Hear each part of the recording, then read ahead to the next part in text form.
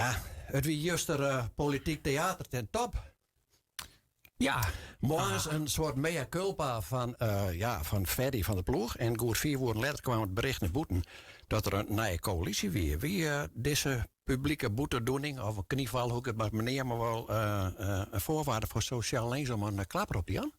Nou, dat weet ik net. Dat zoen je natuurlijk ons sociaal links vreetje matten. Wat ik was zeggen wil, ik ben net wie die afspraak best die maken is. Maar wat ik zeggen wil is dat ik het wel ook christelijk knap vind van Ferry dat hij zijn publiekelijk excuses aanbiedt. Want er zijn net volle politici die dat doen. Eigenlijk, ik ken net in je oors die dat ooit dien had. Nee, Dus daar ga ik respect voor. Ja, nee, dat snap ik. Maar het wie heel uitzonderlijk. Maar het leek een beetje, toen wij mediërs het bericht kregen van er is nou een nieuwe coalitie. Ja, je kon dat bijna net meer los van was. Zo ging het mij een beetje toen ik het lezen. Ja, dat zou kennen. Daar dat is ik niks voor te zeggen. Dat is politiek. Je kan er niks meer over zeggen. Ja. Waarom weer het zo'n punt voor Sociaal Links om dit te doen? Want ja, uiteindelijk de verkiezingen weer naar West en het verhaal weer al rond bijna. En toch, dit publieke, even een knieval van Ferry om te zeggen van ja jongens, ik heb het wel verkeerd opgepakt in de verkiezingstijd. Vind het zo belangrijk voor hun? Ja, wederom, dat zoen je dan ons Sociaal Links vreetje matten. Dat is net om uur om daar iets over te zeggen. Dus daar ken ik niks voor zeggen. Nou, een aantal van deze partijen allemaal en waar in de coalitie zitten. Wat wordt er oors nou in dit nieuwe hoofdlijnakkoord? Wat is er oors in vergelijking met de huidige coalitie dan die er nog zit? Want de nieuwe die moet nog straks geïnstalleerd worden natuurlijk. En er moet nog wat gebeuren. Maar binnen de grote verschillen, wat houdt het hoofdlijnakkoord in? Nou, ik denk wel dat er grote verschillen binnen. Ik was dus juist naar de fracties, bijvoorbeeld naar Sociaal Links, die had een soort nieuwe meesting in de rie zitten. FNP komt er als nieuwe partij bij, SGP komt er als nieuwe partij bij. Dus die dynamiek onderling heel oorswijzen. En in dat hoofdlijnenakkoord, ja, qua inhoud, ja, een paar dingen besprutsen die voor moeilijkheden kennen zwaartje en gewoon wat besprutsen voor kunnen we daar uitkomen mij en waar. Nou, dat liep het bossa. Maar op inhoud leidt natuurlijk nog niks vers, want het is een hoofdlijnenakkoord in de zin van wil we mij en maar verder. Daar gaan we ja op zijn. Ja. En nu is het de komende paar weken inhoudelijk onderhandelen. Ja, in het begin van het proces bij Erik de Keuze als verkenner is het CDA eigenlijk hacken. Ja. De indruk ontstaat een beetje dat ze worden net daarmee verder, omdat het net helemaal in lijn lijkt was. Hoe je dat waarom doen? Ja.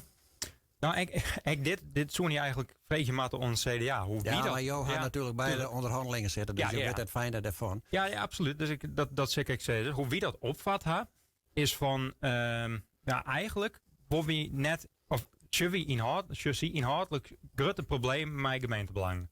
Ja, zij wie dat nooit opvat, zij is dat wel oerkaam, dus altijd zij is, dat zoen je dus gewoon hun vreetje matten, maar ja, zij wie dat opvat. En dat weer nog voordat het eerste gesprek best wie die vretes. Toen kwam die brief al.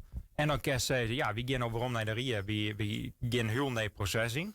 Of doe je zeggen, ja, wie zijn naar partijen die wel graag mij werkje willen onder een coalitie? Dat gaan we dienen. Daar is de SGP bij kwam. Ja. En dan komen we toch nog tot zien op de standje zitten. Ja, precies. Even nog waarom naar dat punt. Nou, wij kijken hier in die vraag van het CDA.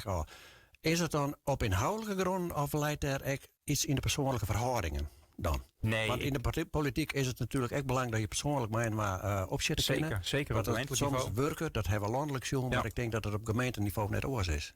Nee, ik denk op gemeentelijk niveau nog wel meer. Ja, omdat dat inhoudlijst qua partijen heel vaak wel bij elkaar.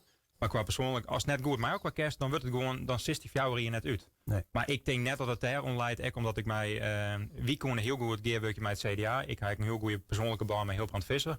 Dus op persoonlijke niveau zult ik net lezen. En dat hebben we echt zien ook qua uitsprutsen. Dus ik geef wel echt om hoe die inhoud. Ja.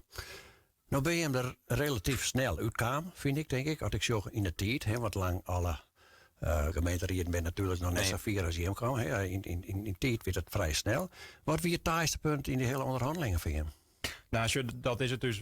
Ik ben er nog net uit in de zin van op inhoud, maar wel dat we maar ook qua verder willen. De hoofdlijn dus, ben het duidelijk, dus daar ben je maar toe eens. Nou, ik denk dat het moeilijkste punt is wel financiën. Van, nou ja, we zijn een lietse gemeente. Er komen wat moeilijkheden op je spaat. Hoe gaan we daarmee om? Ja. En dat maar we bespreken van, stier we hetzelfde in, waar we hetzelfde bezuinigen om het samen te zeggen. Nou, en daar zitten we hetzelfde in. En dat jouwt wel basis dat we nog steeds een weekend verder. Ja, en wat zijn die financiële moeilijkheden die we zien komen? Er moeten een aantal grote projecten stenen op stapel natuurlijk. Ja. Refereer je daar dan nog? Nee, we gaan volgende week de eerste inhoudelijke onderhandeling. Dan komt er de teammanager van financiën langs om te leren wat precies de financiële situatie is. Maar dan moet je denken dat bijvoorbeeld op een jeugdzorg dat er de kosten omheen gaan. Dat soort dingen, zeg maar. Het was net voor Shinkcast, maar dat er wel dat altijd mogelijk is dat er rondkomt. Ja, en het ravijn hier is vanzelf uitsteld, maar dat komt nog wel, hè? Ja, dus hoeveel yield krijgen we volgend jaar weer uit Den Haag, dat soort dingen, zeg maar. En daar zien we het dan hoe hamatten. Ja.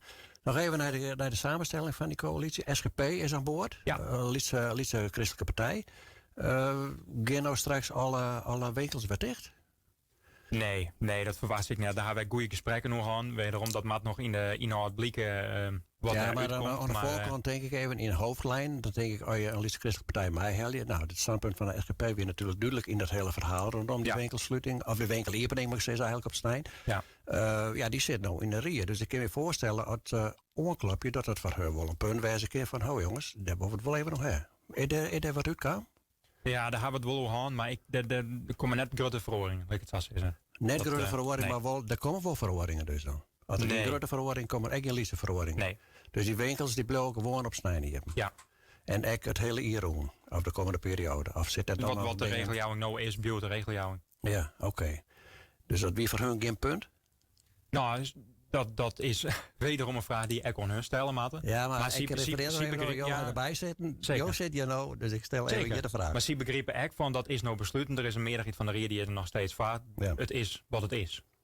En dat vind ik dat respecteer ik echt.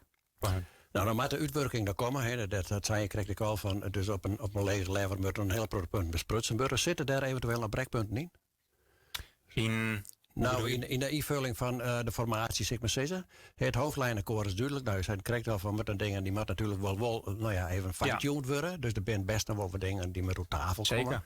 Zitten er nog brekpunten in? Of zul je daar eventueel een toekeltje hebben? Ja, onderhandeling, het kan altijd ergens op stikken rennen, maar ik verwacht het eigenlijk net. Ik denk dat we alle vier partijen wat besef hebben van de moet een stabiel bestuur komen.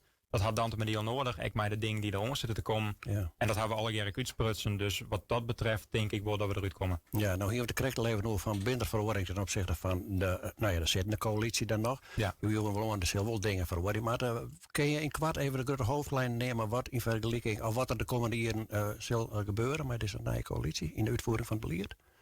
Nou, ik kan wel de dingen nemen die nog stint te gebeuren. Als je de MF7 had, maar nog steeds aanmaken worden. Ja.